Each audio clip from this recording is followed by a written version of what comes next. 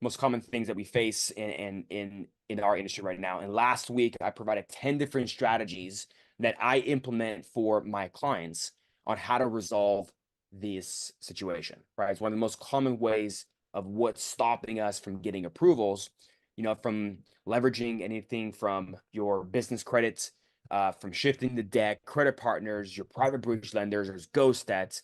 Like my dad always said, if there's a will, there's a way, right? It's just how bad you want to work and get it all fixed. Next is your thin credits, right? Not having comparable credits can be like a resume with little experience. It fails to instill confidence.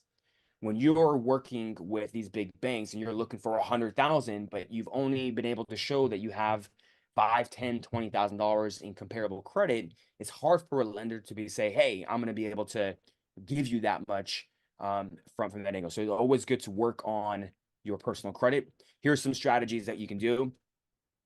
Some of my clients that have literally nothing on their credit profile is a blank slate. I'm like, okay, what's the first thing I'm going to do to help that person get a score?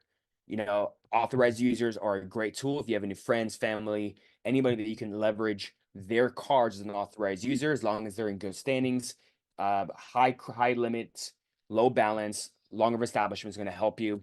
You add a few of them out there, your score is going to be 700, and from there you can go and get. I've gotten somebody in American Express or a Discover, Capital One. These are all certain ways. Even just having AUs, again, not huge limits because they're going to discount it from that portion of it. However, again, just starting from scratch. So if you are in the credit repair, phase and you haven't been able to build new positive trade lines right now, I would recommend either doing the Navy Fed pledge loans, the secured loans from like a Credit Strong or anything comparable to that. There's a lot of new fintech lenders out there that will just look at your banking activity, right? If your paychecks or your business, like Pedal and Tomo are just some examples. A lot of them out there right now. You can do rent reporters. There's Experian Boost, Sellerfi will look at your utility bills, and so these are all certain elements that I would start building as many positive accounts, even though if you're not able, but if you can do the secured, credit cards with the big banks or the tier 1, tier 2s, then I would recommend, doing that if possible. Again, we're all in different financial, scenarios, and you just have to be able to see what's best for you from that.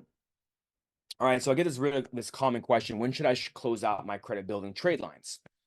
Okay, and so the answer here is once you have established positive credits, which won't impact your older trade lines. Okay, so if let's just say that you have your tier 1s, which is your Bank of America, Citi, Wells Fargo, and Chase's, your tier 2s, your American Express, Discover, Capital One. If you can do, once you establish yourself with a good credit score again, you have enough, and now you're getting these big cards that we want to look and establishing. Then at that point, once you've increased your lines, you have some age, preferably over 2 years of seasoning, and you have at least, let's just say 5 or 6, 10 of those revolving accounts or installment loans. At that point, you have now a thick file which you can afford to get rid of the younger ones, right? The credit building ones.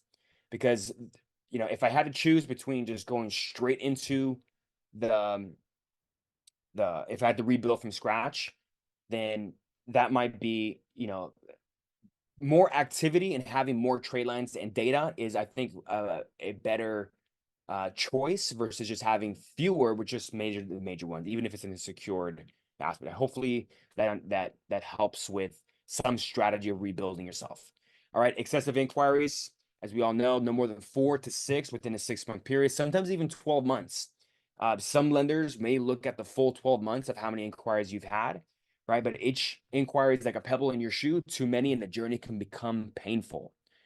All right, and so removing those inquiries is definitely, key.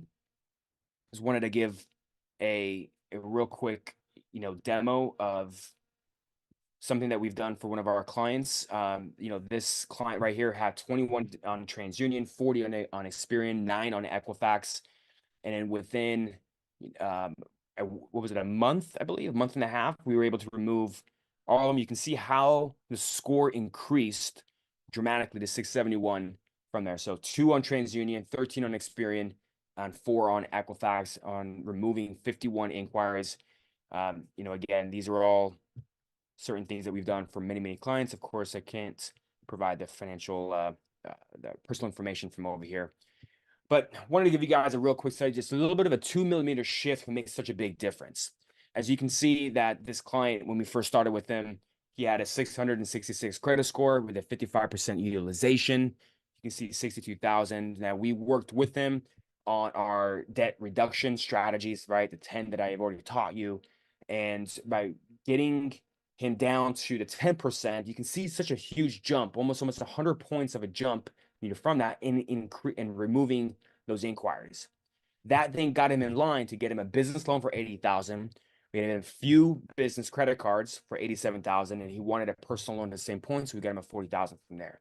You know, in total, $207,000. But just wanted to be able to show this, how a small shift can make such a big difference in the outcome of what you're looking for.